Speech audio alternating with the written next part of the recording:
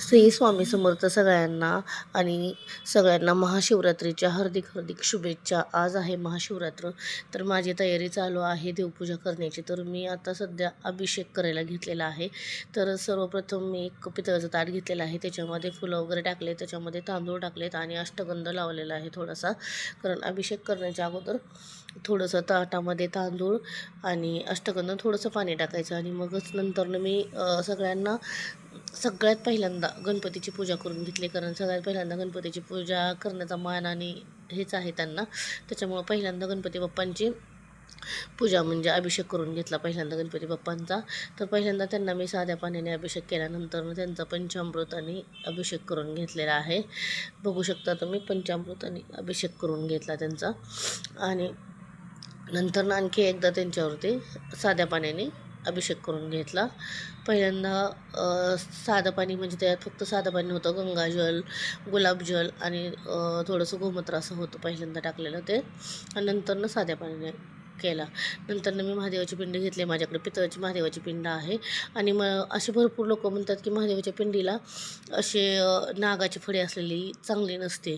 तर मला कमेंटमध्ये सांगा की हे असं असतं का? कारण ही आता माझी म्हणजे खूप जुनी आहे महादेवाची पिंड. तर म्हणजे मला माहिती नव्हतं आणि मी खूप जणांचं ऐकलेलं आहे की अशी पिंड चांगली नसते. म्हणून मला नक्की कमेंटमध्ये सांगा की अशी पिंड पाहिजे का दुसरी घ्यायला पाहिजे ते. तर मी आता महादेवाच्या पिंडीचा आपला अभिषेक करून घेतलेला आहे आणि आता स्वामींचा पण अभिषेक करते.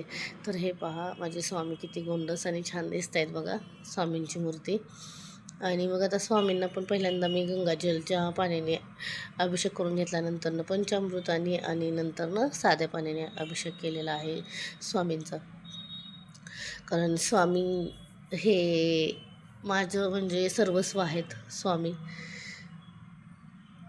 हे पहा किती छान मूर्ती आहे माझी स्वामींची. आणि प्रत्येक मी अभिषेक करताना गणपती बाप्पाचा अभिषेक करताना गणपती बाप्पांचा मंत्र बोलला, नंतरनं महादेवाचा अभिषेक करताना ओम नमः शिवाय ओम नमः शिवाय बोलले. स्वामींचा अभिषेक करताना श्री स्वामी समर्थाचा मंत्र बोलत अभिषेक केलेला आहे.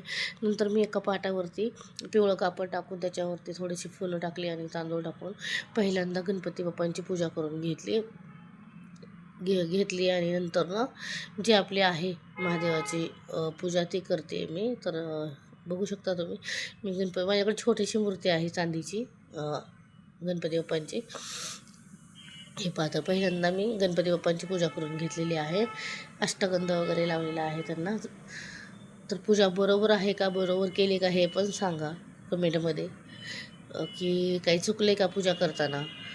आणि गणपती बाप्पांचं फेवरेट फूल आहे येलो कलर, तर ते येलो कलरचं फूल ठेवलेलं आहे मी तिथं. आणि आता फुले टाकून घेतलेली आहेत.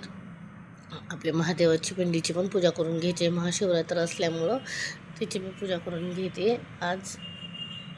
आणि आज तर काही सगळ्यांचाच उपवास असतो, त्याच्यामुळं काही सांगायची गरज नाही. हे पहा, त्याच्यावर थोडेसे तांदूळ टाकले, साखर टाकलेली आहे, अष्टगंध लावलेला आहे मी. आणि जो पाट आहे त्याच्या चारही बाजूने मी बेलची पानं ठेवून फुलं ठेवून असं थोडंसं डेकोरेशन केलेलं आहे, छान असं मस्त बेल. कारण भरपूर बेल मिळाला, कधी कधी बेल मिळतच नाही आणि काल एवढा बेल मिळाला ना मला, भरपूर मिळाला. तर त्याच्यामुळे त्याचं डेकोरेशन केलेलं आहे मी बेलाचं. बेल वाहिलेलं आहे मी, बघा पूजा कशी केली आहे ते. नंतर महादेवांचं फेवरेट फूल पांढरं आहे, धोत्र्याचं फूल पाहिजे पण नव्हतं, त्याच्यामुळं माझ्या गॅलरीत झाड आहे स्वस्तिकचं. तर स्वस्तिकचं फूल घेतलं आणि शेवंतीचं फूल घेतलं आणि हे मला भेटलं आहे धोत्र्याचं फळ. तेवढं मी ठेवलं कारण फूल नाही मिळालेलं, त्याच्यामुळं ते ठेवले. जेवढी काही वस्तू मिळाल्या तेवढ्यात मी पूजा करून घेतलेली आहे. आणि बघा पूजा कशा प्रकारे केली मी.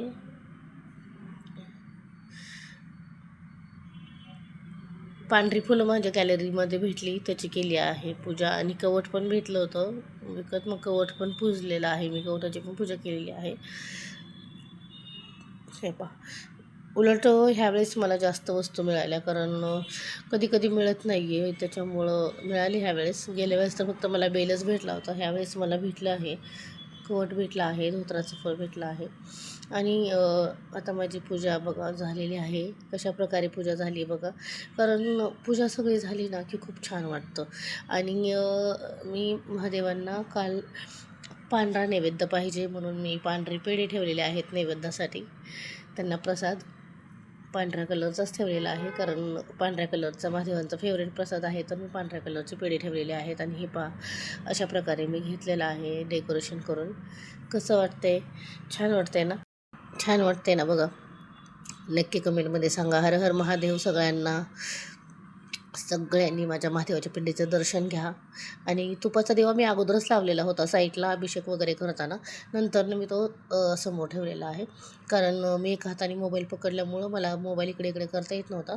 तुपाचा दिवा तुम्हाला दाखवला नाही, पण तुम्ही पहिल्यांदाच अभिषेक करताना पहिल्यांदाच तुपाचा दिवा लावायला पाहिजे, करायच्या अगोदर.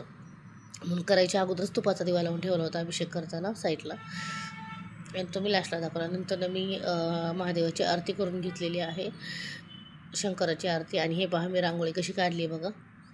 महादेवाची पिंड काढली रांगोळीची.